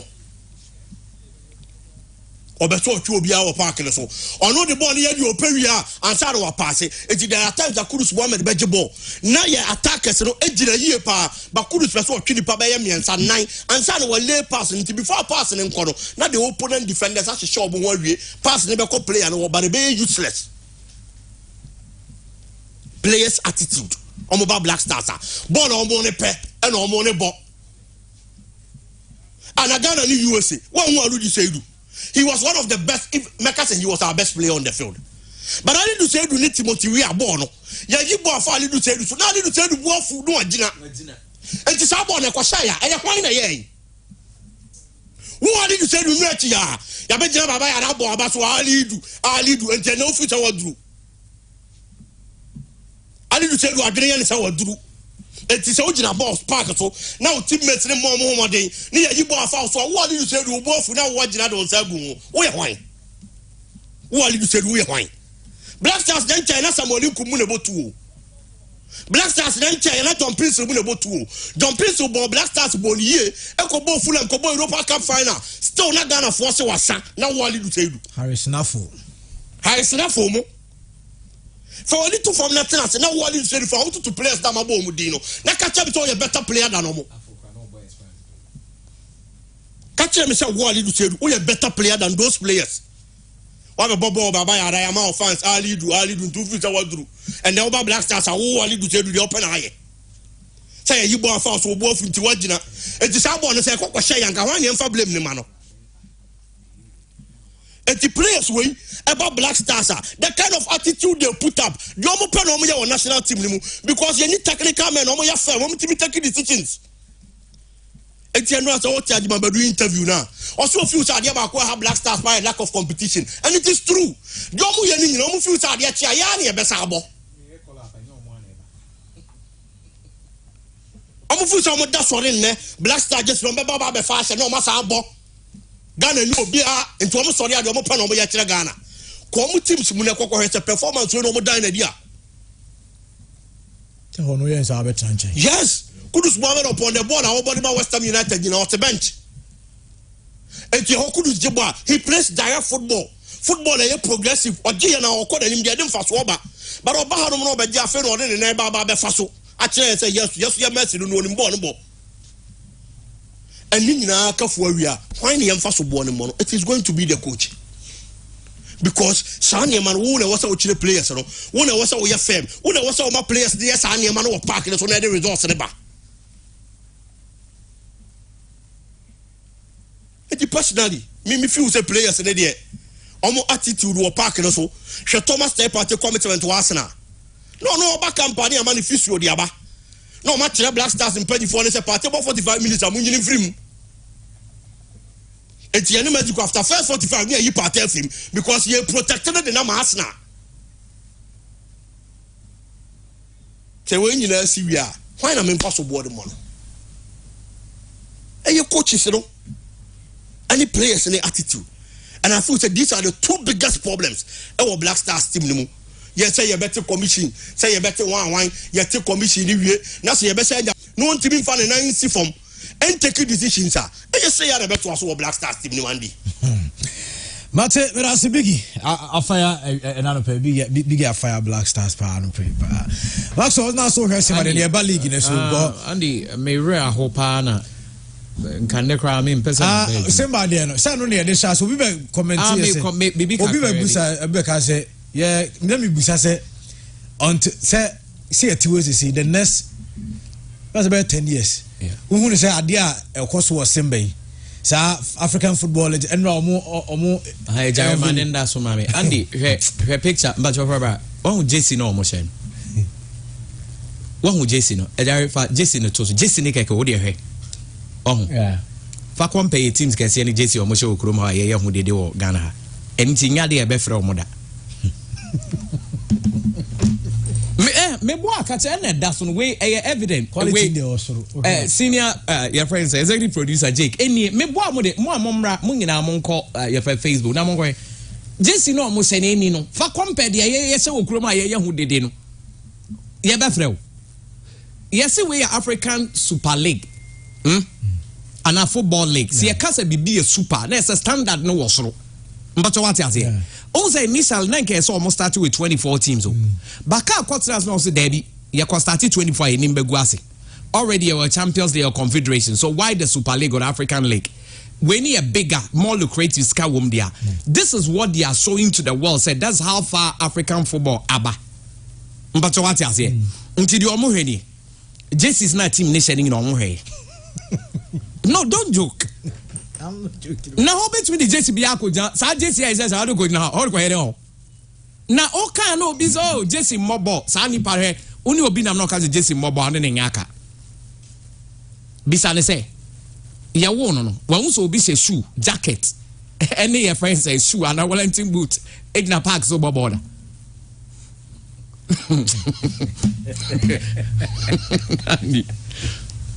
Ghana growing is what so be say Wellington boot. And I was jacket tie ni shoe. 11 players e bobo park so da. Aden ye copper team be say Jesse bobo. Sometimes we just in the corner attract a top player to want to play for you. And a boss me wa. Opa mo bimfa elali Jesse.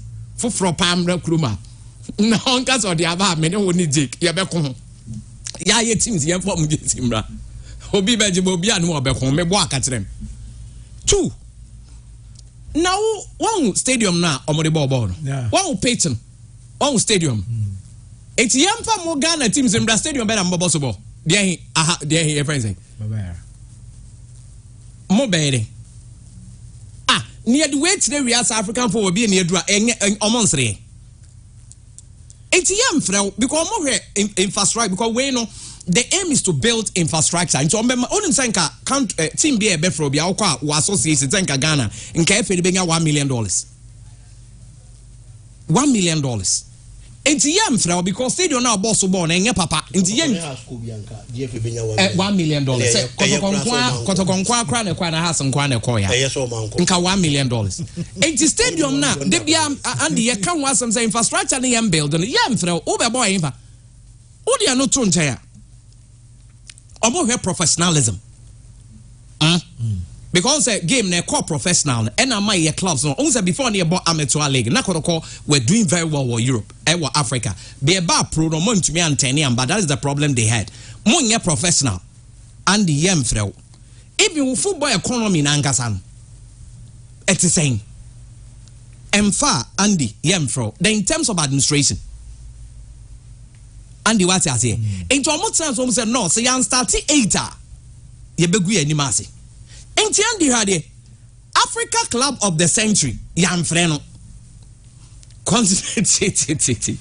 Continental Club Masters yan from Andy was say when yon mama enese nkomusu omo go say dem no bi esu ye bo Africa Super League ye both teams or more history omo ye big Africa's Club of the Century was snubbed. The Continental Club Masters were snubbed. No many omo kran kasa title dey make us memo mo fan free ebiem. Anadi aso na make na nya wanwana. Yam from now Freddie Yam from atmosphere here 60,000 stadium no. And na me opening ceremony no. Na me any game in the first half. Say Kumasi ye de kobe 70,000 kwana se match no so am ye so so kotokofo betumi afele o be stadium be hwe difference number 2 stadium we wo broni hwe nkasa Africa for akomonim na ye ntwa Kumasi de emra broni bi TV ohun Kumasi stadium na obedum no na wape be afa. Instead we need to do things right. And finally sisi amene wo kase senka up tio omo frɛ house ne kotokwa ti handi tio kotokwa oni ma answer ombeka. Only the Omeka said, "I'm to be called because Omeka said, "I'm rebuilding." Meboa, na I the rebuilding call. Andy, we are not against them. When somebody I can almost for team nibe you may say, and they are no money cost all kotoko because Kawum if you take it close to $4 million. Kotoko, a year more club of the century to know some beka home, and they are on back. Officer, what to be their response? Meeting on be yo krombe meetings on Omeka said yes, Ramoyama. Ne yet rebuilding now they be am bizarre rebuilding on what they quite infa. It's not that I'm against it. Say Accra Kumasi Cape Coast Sunyani they are fine. Say no near pa Accra Kumasi Cape Coast Sunyani Takwa corner they are fine. But who rebuilded the Akwa Hede ko say lali how they ko jedi. Ghana league ya na how they bebo. Mpato what masam na make anase. Has for inso Omoko Africa ba ko yeso be 400. Sensia ni afreso to be yesro has Continental Club Master. We remember what you guys did in 2000, so we want to invite you. Why many ko kasalam? Tell me the house place. Jake with the main spender tire Andy Ghana football and say yare. Na makase ye big teams no. Until some be on Madrid, so be serious in Africa no ma the Ghana football MP. Because league na airborne. I'm not main degraded league, but no credit said they are referees in for BN. Youth na ba no mo say damn feel it. Into mo pe something no. It's now say ko Africa, na say Africa, but we are heard the bars are in yawa. Is it the same as your way nana? It's ye me nimbre because ho sika ho. Sika ho. Baby, obesi ase ho ase krise no ma so kotoko ye ne lali e pe na so no sasate ye ne say Zamalek ye ne say Esperance no Esperance way oh Bobby say no more match yeah more match Sundowns me no bad abeng it is a mo de bia na 83 history dia the good things am fan show history book na mo nton yeska but on the current trends I hear quality master hey so man but yo na Africa's club of the century. And the Continental Club Masters on this the same African continent. Ye bo Super League ya mfremo. Me see ye frɛ ko to kwambeka say yesremo ye rebuilding. Nto omuntu me go ye frɛ house ahwa mo na ekobo. Kashala wanet. Ramos. Into administration has Mr. Bisodota so we need a friend say Mr. your friend say Alaja kan omo na be lead house akọ Super League. Ye mfrɛ. Man say we as Maxo but your league match is so. The Maxo kan the mama ora ho ni say teams na ebo no. What the teams na ebo no. Pedro Atletico able be ahead of Kotoko House of Football. Simba or Tanzania. You have the best Africa. Yes, yeah. You have the best 8 clubs on the African continent. You have Simba from Tanzania. Tanzania 24 years. Enyimba. Nanka Nyimba nyane problem na Santi Kotoko House of Football. Enyimba. Bene teams ne are from no. Enyimba ka home. TP Esperance work any holiday o mama gab no quite too much gab no so na da bia na me ka me dey na me hwe commercial aspect of the game en crofo ye no mo boboli na say Ali befa player work befa player Esperance befa TP befa Enyimba de o mayemre Simba Tanzania befa na Pedro so befa ana mo say ko bo competition mo be say nyiska Ali the no to Brighton player and it has all the teams now make it to the competition obia guaranteed $1 million ntene Pedro Atletico waji $1 million or they move $20,000 baby to player papa na woku masino $20,000 Simba onkwaji $1 million kura to player dada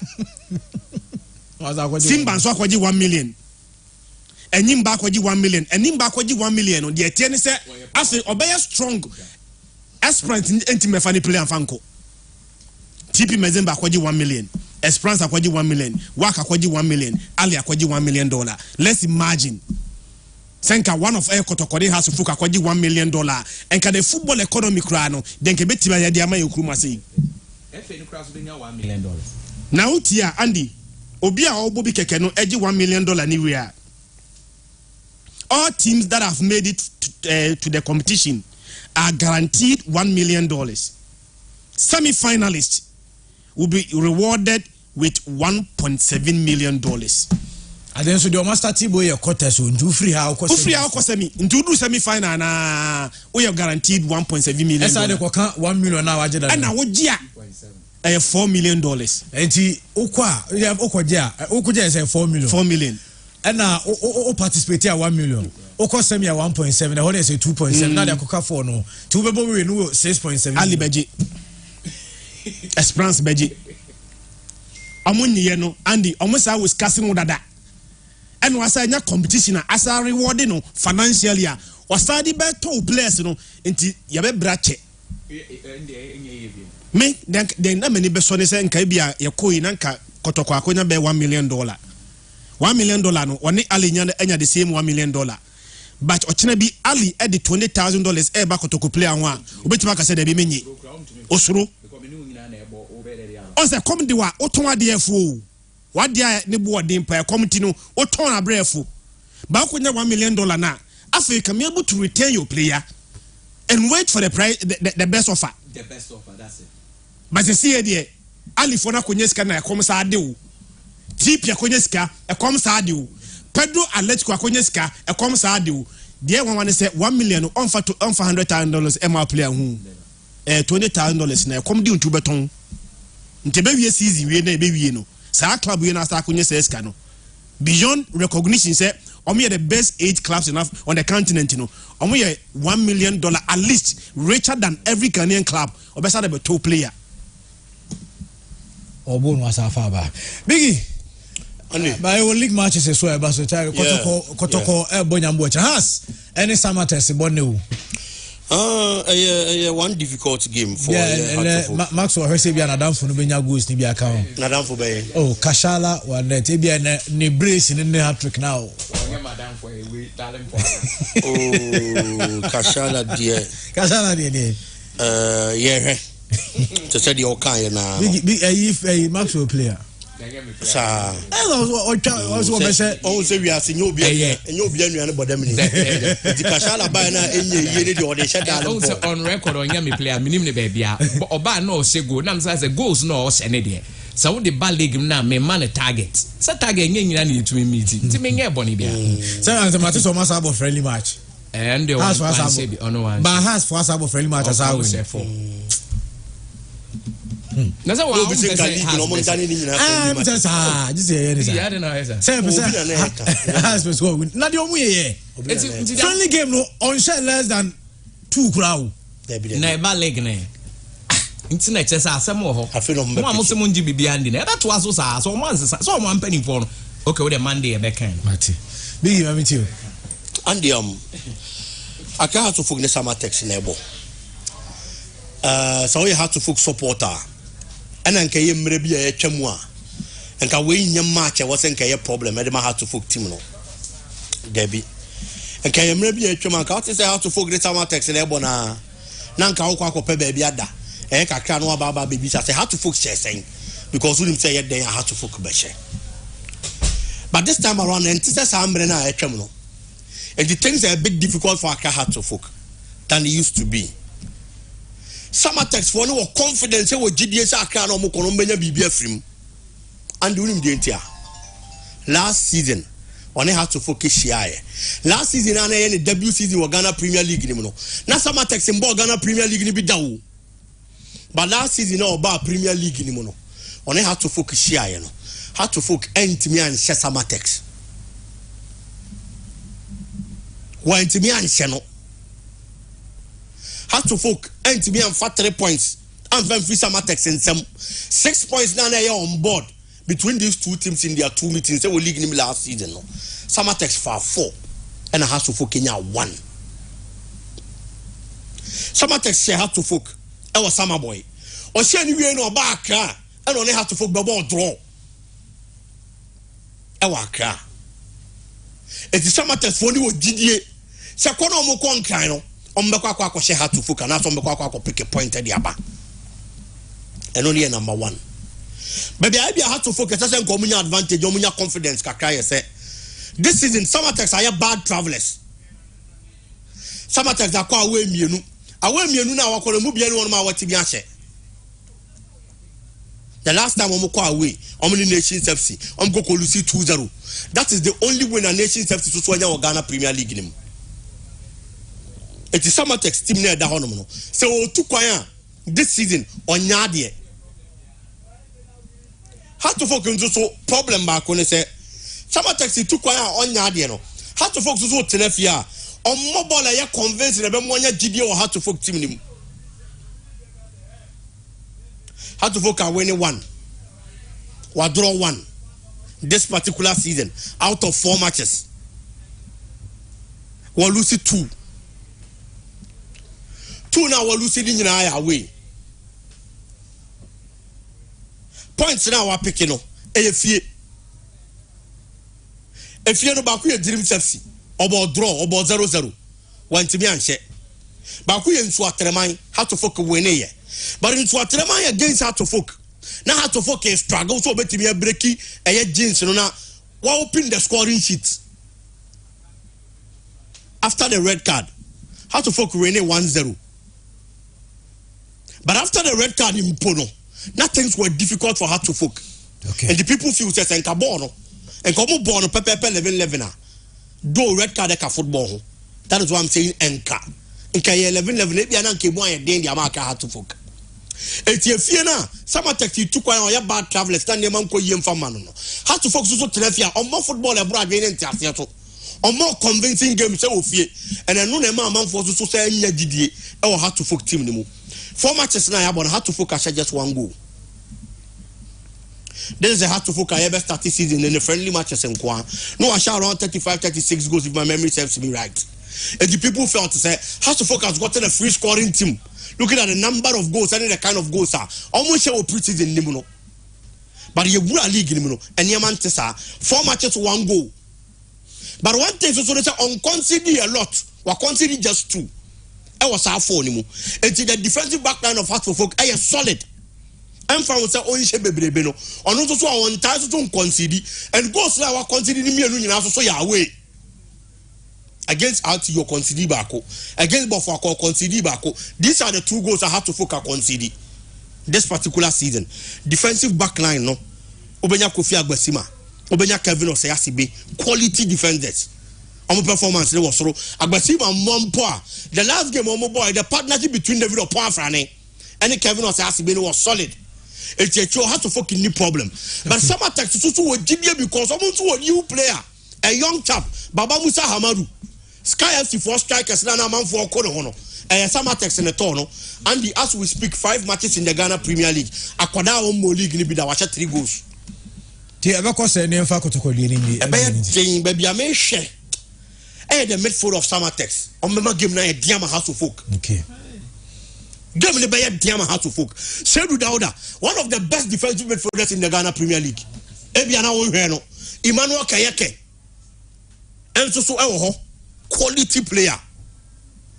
And Ebenezer Papokra. Andy, give me a difficult. Even so say who's on the flanks. Me say who last season in the NB. Draw. Possibly a draw. That's intimidation. A bad thing, Andy. Say has met me a shot. A bad slim margin. Okay. But on paper, the game looks difficult and it looks more or less like a draw. So few minutes on Kotoko Diana. Commercial Santi Kotoko de Samatex. Nation. Sorry, Nations FC. Not enough of a